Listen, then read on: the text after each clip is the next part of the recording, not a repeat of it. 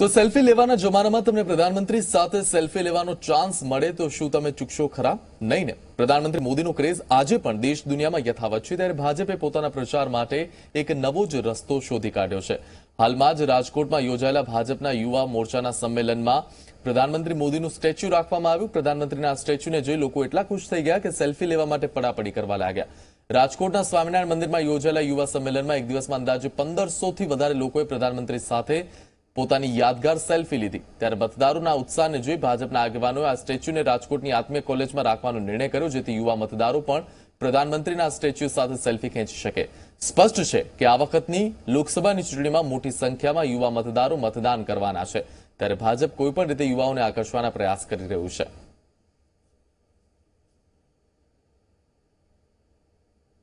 મને એક એવો વિચાર આવ્યો કે પ્રધાનમંત્રી તો બધા કાર્યક્ષેત્રની અંદર બધે પોતે આવી નથી શકવાના કાર્યાલયોની અંદર, તો કોઈ એવી વસ્તુ બનાવીએ કે જેથી કરીને બધાને એક આકર્ષણ થાય, બધા લોકો એની સાથે એક સેલ્ફી પડાવે, બધા લોકો એની પાસે એવું લાગે કે બધાની પાસે પ્રધાનમંત્રી ખુદ આવ્યા, એની સાથે એને ફોટો પડાવ્યો, એવો એક આનંદ આવે.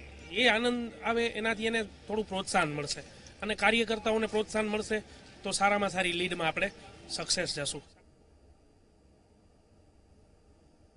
કાર્યકર્તાઓ અને લોકોમાં ખૂબ ખેંચાણ છે, ખૂબ આકર્ષણ છે કે નરેન્દ્રભાઈની એક સ્ટેચ્યુ પ્રતિમા સાથે આપણે એક ફોટો ખેંચીએ.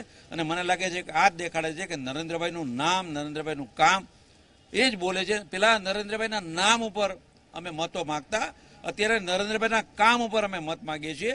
અને એ જે લોકપ્રિયતા છે, એ લોકપ્રિયતાનું એક નાનું એવું પ્રતીક હોય તો એ આ નરેન્દ્રભાઈનું શિલ્પ.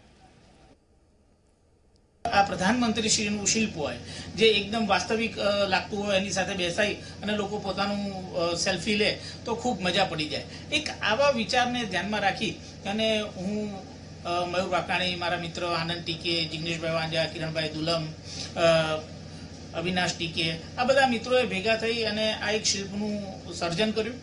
અને લગભગ 10 થી 12 દિવસમાં અમે આ શિલ્પનું સર્જન કર્યું. એના ઉપર વધારે વાસ્તવિક બનાવવા માટે રિયાલિસ્ટિક કપડાં પણ એને આપ્યા.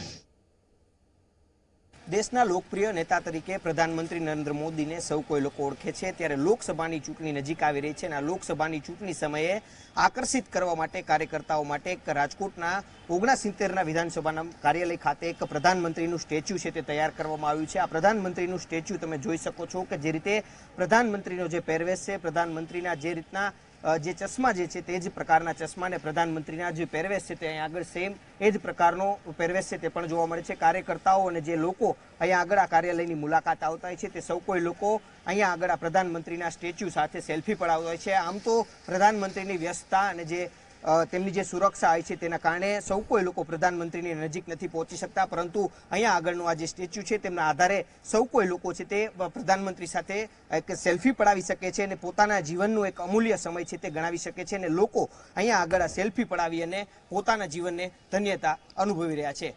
કેમેરામેન ઉદય પવાર સાથે રક્ષિત પંડ્યા, ઝી 24 કલાક.